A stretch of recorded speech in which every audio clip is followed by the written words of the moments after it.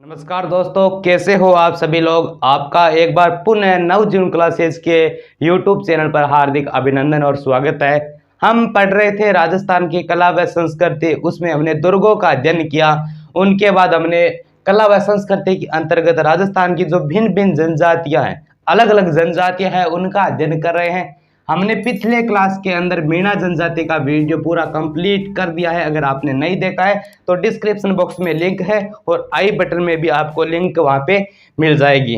तो चलिए आज इस टॉपिक के बारे में हम पढ़ेंगे। उस टॉपिक का नाम है भील जनजाति के। भील जनजाति का इतिहास कह सकते हैं, उनको हम ज्योग्राफी के उनके स्तर पर भी समझ सकते हैं। तो भील जनजाति हम पढ़ेंगे राजस्थान के संदर्भ में। तो ये जो भील शब्द दिखाई दे रहा है, ये भील शब्द किस भाषा का शब्द है? ये भील शब्द है द्रविड़ भाषा का शब्द। क्या? द्रविड़ भाषा का शब्द है भील। इसका मतलब होता है तीर। क्या? इसका मतलब तीर भी कह सकते हैं, इसका मतलब कह सकते हैं बील भी कह सकते हैं। क्या?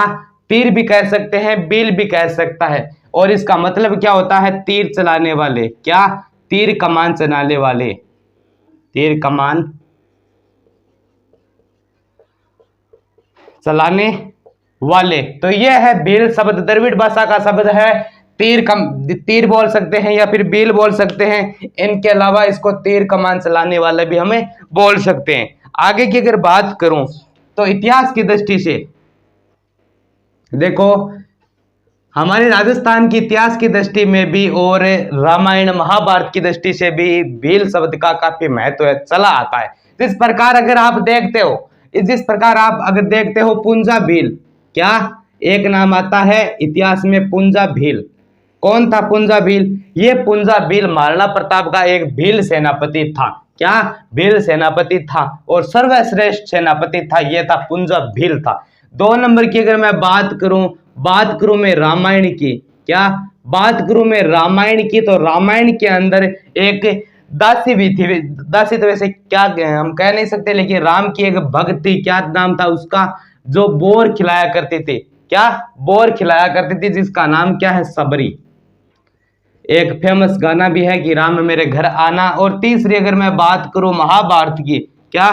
तीसरी अगर मैं बात करूं महाभारत की, तो महाभारत के अंदर एक कह सकते हैं वैसे एकलव्य, जानते होंगे शायद आप एकलव्य को। क्या? एकलव्य को, जिसने अपना अंगूठा भी काट के दे दिया था। तो देखो दोस्तों, महाभारत में भी भीलों का उत्थान हुआ था। रामायण के अंदर भी भील हमें मिलती है सबरी। यह क्या थी? एक भीलनी थी। क्या थी? एक प्रकार की भीलनी थी और पुंजा भील। तो ये है भील जनजाति का थोड़ा बहुत अंडरव्यू से हमने चर्चा की। अब बात करते हैं उनके क्षेत्र विशेष के बारे में। क्या? भीलों के क्षेत्र विशेष के बारे में हम चर्चा करते हैं कि आज राजस्थान के अंदर भील जनजाति सबसे ज्यादा कहां पर पाई जाती है। तो देखिए, इस प्रकार का हमारा क्या है? पतंगाकार। इस प्रकार का क्या है? राजस्थान है। ठीक है, इस प्रकार का राजस्थान है। और राजस्थान के अंदर देखो, एक जगह है राजसमंद और एक है भीलवाड़ा और एक आती है उदयपुर। तो राजसमंद, भीलवाड़ा, उदयपुर, और इनके अलावा देखो यहां पर क्या है? यहां पर है सिरोही। और इनके अलावा यहां पर है डूंगरपुर और एक अपना स्थान आता है बांसवाड़ा। तो इन क्षेत्रों में क्या है? आज भील जनजाति सबसे ज्यादा निवास करते हैं। कहां पर? राजसमंद, भीलवाड़ा, उदयपुर, सिरोही, डूंगरपुर, बांसवाड़ा। और भील जनजाति के जो लोग हैं अपने आप को महादेव शिव की संतान मानते हैं। क्या? अपने आप को किसकी संतान मानते हैं? महादेव शिव की संतान मानते हैं। कहते हैं कि भगवान शिव यानी भोले शंकर की एक पत्नी थी, एक भील पत्नी थी या फिर भील उपपत्नी थी। उनकी गोद से, उनके गर्भ से किसका जन्म होता है? भील का जन्म होता है। इसी कारण महादेव शिव को शिव के संतान मानते हैं। कौन? भील जनजाति के लोग अपने आप को भील मतलब भगवान शिव की क्या मानते हैं? संतान मानते हैं। भाई कुछ शब्द है या फिर कह सकते हैं गोत्र है। जिस प्रकार देखो, राजस्थान के अंदर जो देवपरा रियासत है। क्या? एक रियासत है राजस्थान में देवपरा। एक है कल्याणपुर। क्या? कल्याणपुर। और एक आपकी आती है, मतलब जिसमें अब जो ये मैं लिख रहा हूं देखो, देवपरा है या फिर कह सकते हैं कल्याणपुर है। देवपरा के जो भील है राजस्थान के अंदर, वो अपने आप को सिसोदिया कहते हैं। अपने आप को सिसोदिया कहते हैं कि हम सिसोदिया। कौन थे सिसोदिया? महाराणा प्रताप भी सिसोदिया थे, बप्पा राहुल थे, गोइल, यानी गोइल वंश की जो शाखा है उन्हीं से ये मतलब निकले हुए मानते हैं देवपरा, सिसोदिया। और कल्याणपुर के भील है वो अपने आप को मसार जाति से बताया गया है। कौन सी? मसार, जो कि राजस्थान की सबसे छोटी जाति कह सकते हैं मसार। इनके अलावा बिलग, एक आती है बिलग, और बिलग अपने आप को किसका वंशज मानती है? हाड़ा चौहानों का वंशज मानती है। एक आता है कामदर, और जो कामदर है ये अपने आप को मानती है राठौड़ वंश की।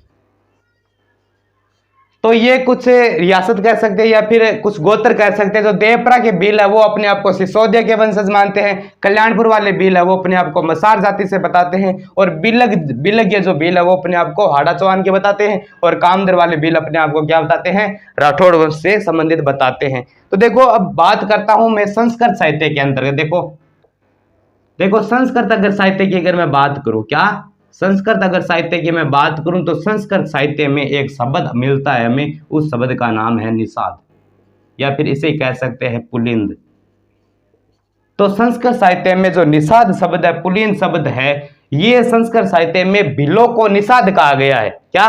भील जनजाति को निषाद कहा गया है। और एक इतिहासकार का हमें नाम मिलता है जिसका नाम है रॉबर्ट शंकर। क्या?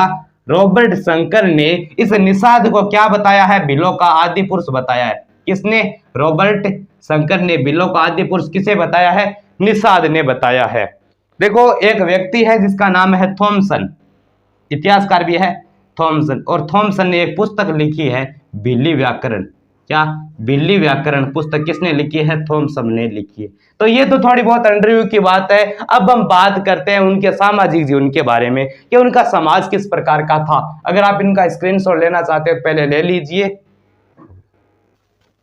तो अब हम देखेंगे सामाजिक जीवन के बारे में कि भीलों का सामाजिक जीवन किस प्रकार का था, कि वो समाज में किस प्रकार का काम वगैरह करते थे, समाज में किस तरह उन्हें देखते थे, क्या कुछ उनका समाज था। तो उनकी चर्चा करते हैं। तो उनसे पहले थोड़ा बहुत मैं रब कर लेता हूं बोर्ड को, क्योंकि स्पेस के हमारे पास भी बहुत जगह की कमी है।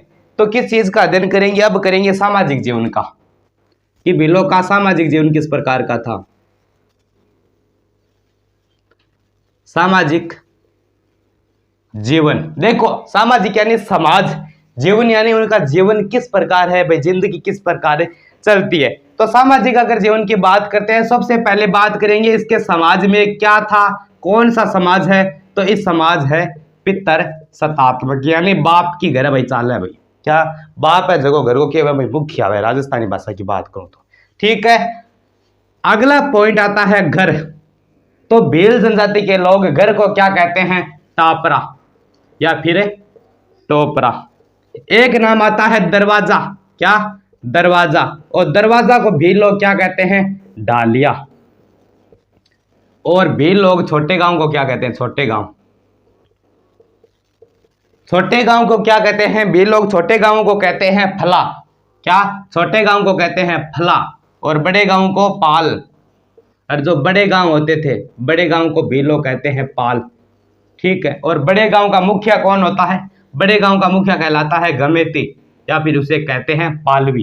क्या? गमेती भी कह सकते हैं और पालवी भी कह सकते हैं, इसमें कोई दो राय वाली बात हमें देखने को नहीं मिलती है। इनके अलावा देखो इनके समाज में एक नहीं था बाल विवाह।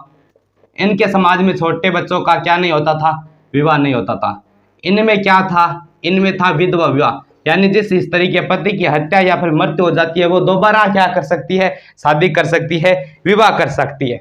तो देखो दोस्तों अब हम बात करेंगे कुछ शब्दावलियों के बारे में। तो दोस्तों अब हम देखेंगे कि भील जनजाति में जो शब्दावलियां मिलती है, क्या शब्दावली मिलती है, वो शब्दावली किस प्रकार की है। देखो कुछ शब्द लिखे हैं मैंने शब्दावली के, तो आप देखिए।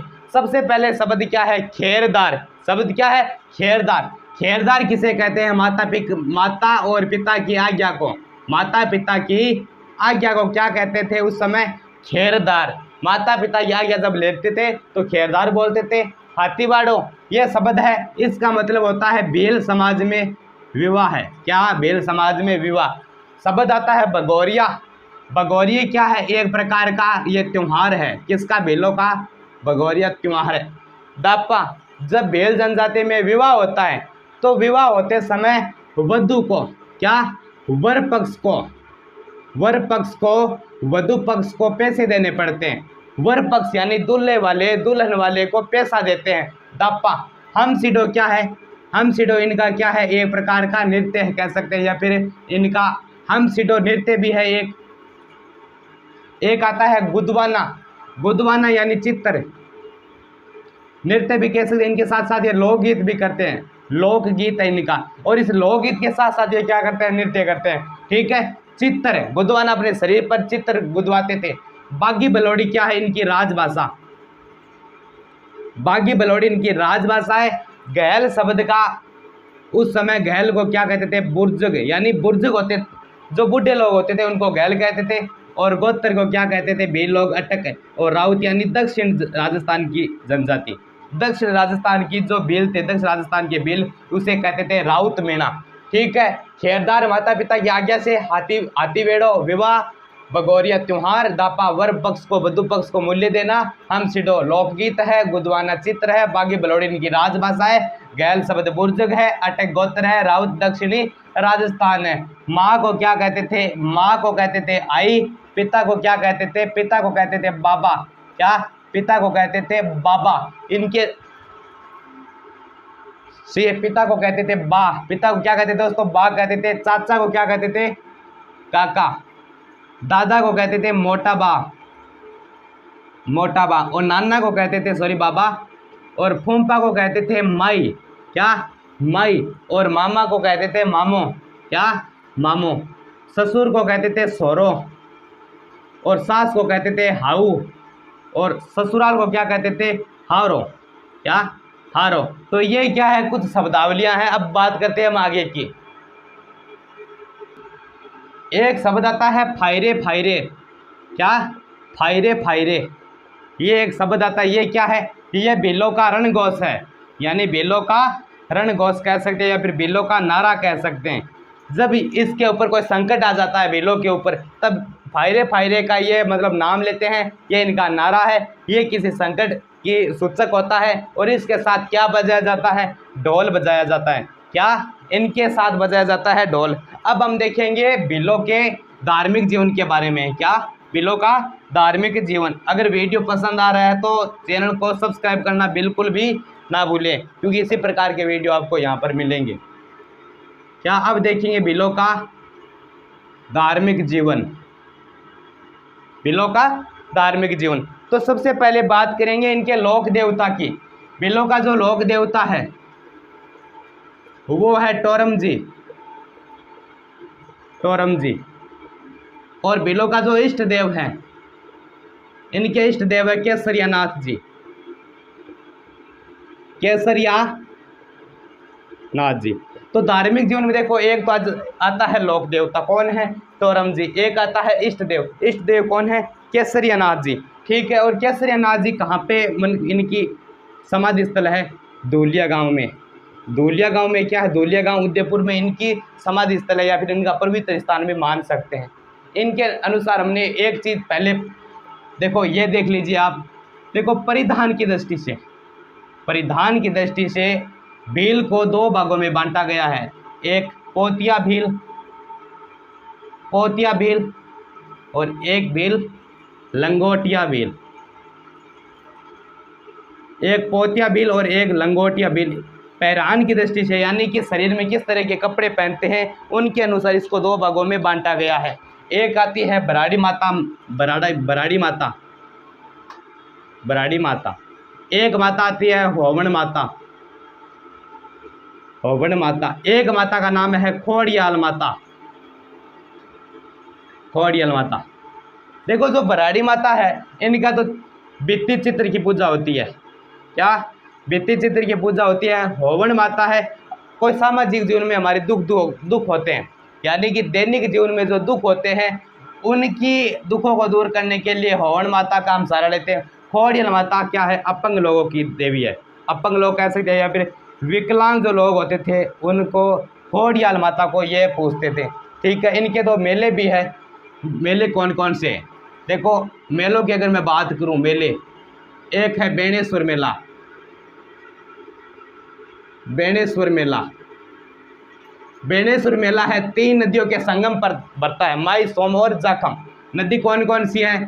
3 है, माई, सोम और जाखम। और इसी बेणेश्वर मेले को क्या कहते हैं? आदिवासियों का कुंभ कहा जाता है। क्या? आदिवासी लोगों का कुंभ, आदिवासी का कुंभ कह सकते हैं। ये एक मेला बढ़ता है, किसके लिए? भीलों के लिए मेला बढ़ता है। कब बढ़ता है? माघ पूर्णिमा को। माघ पूर्णिमा को ये भीलों के लिए क्या बढ़ता है? मेला बढ़ता है। एक आता है गोटिया अम्बा मेला। क्या? एक आता है गोटिया अम्बा मेला। ये क्या है? ये देखिए आप, क्या? गोटिया अम्बा मेला। क्या है? गोटिया अम्बा मेला। ये 2 नदियों के संगम पर है, सोम और कमला। और स्थान का क्या नाम है? अम्बेकेश्वर या फिर अम्बा स्थान है। और अम्बा स्थान है कहाँ पर? बांसवाड़ा में है। क्या? बांसवाड़ा में है। और ये मेला है किसका? ये मेला है भीलों का। भील लोगों का ये क्या है? मेला है। तो ये धार्मिक जीवन है। अम्बा माता मतलब कह सकते हैं बेणेश्वर मेला और गोटिया अम्बा मेला, ये 2 प्रमुख भीलों के क्या है? मेले हैं। ठीक है, अब बात करेंगे आर्थिक जीवन की। क्या? यहीं कर लेते हैं आर्थिक जीवन। आर्थिक जीवन, देखो आर्थिक जीवन में क्या है? आज की दशा के अनुसार आर्थिक जीवन में ये लोग करते थे, एक तो कृषि, एक करते थे पशुपालन और एक करते थे पशुचारण। देखो पशुपालन करते थे, कृषि करते थे और पशुचारण करते थे। देखो मैं अगर बात करूं जयपुर की, देखो जयपुर में इस तरह की क्या है? अरावली की पहाड़ियाँ, यहाँ पर क्या लगे हुए हैं? पेड़ लगे हुए हैं यहाँ पर। तो वे लोग क्या करते हैं? इस पेड़ों को यहाँ पर काट कर मतलब वगैरह वगैरह इसको साफ करके यहाँ पर क्या करते हैं? खेती करते हैं। ठीक है, इसी खेती को क्या कहते हैं? इसी खेती को कहते हैं परंपरागत कृषि। क्या? परंपरागत कृषि। इसी को कहते हैं दैया, इसी को कहते हैं दैया खेती और इसी को कहते हैं दजिया खेती। ठीक है, इसी को क्या कहते हैं? इसी को कहते हैं जूमिंग कृषि। क्या? जूमिंग कृषि। यानी एक स्थान पर उपजाऊपन कम हो जाए, उनके तुरंत बाद क्या करते हैं? दूसरे स्थान पर जाकर कृषि कार्य में संलग्न हो जाते हैं। इसको कहते हैं दजिया या फिर दैया या फिर जूमिंग खेती भी कहते हैं। इनके अलावा देखो मैं बात करूं, देखो एक फूल है, फूलों का एक प्रसिद्ध फूल है, उस फूल का नाम है महुआ। क्या? महुआ का पेड़। महुआ का फल भी कह सकते हैं। महुआ का फल जो लगता है, फल लगने के तुरंत बाद फल का क्या बनता है? फूल बन जाता है। या फिर ये ऐसा मतलब उन कह सकते हैं अलग प्रजाति का एक क्या है? फूल है। इस फूल को क्या बनते हैं? शराब बनती है महुआ की। महुआ की क्या बनती है? शराब। इसका नाम अलग अलग जगह में अलग अलग देखने को हमें मिलता है। महुआ भी मिलता है, इसको नाम मोबा भी मिलता है। क्या? मोबा। तो इनकी शराब बनती है। और ये फूल है कहाँ पर? सीता माता अभयारण्य में। सीता माता अभयारण्य में ये फूल मुख्यतः वहीं पाए जाते हैं। और इनके अलावा मैं बात करूं तो यहाँ इस जंगल में कौन कौन रहते हैं? एक रहती है छिपकली और एक रहती है गिलहरी। छिपकली और गिलहरी में क्या फ़र्क है? यह हमें कमेंट बॉक्स में आप जवाब भी ज़रूर देना। तो यह है हो गया धार्मिक जीवन, आर्थिक जीवन, सभी प्रकार के जीवन हो गए इनके। तो अगले वीडियो में हम ग्रास या जनजाति के बारे में अध्ययन करेंगे। तब तक के लिए जय हिंद, जय भारत, वंदे मातरम।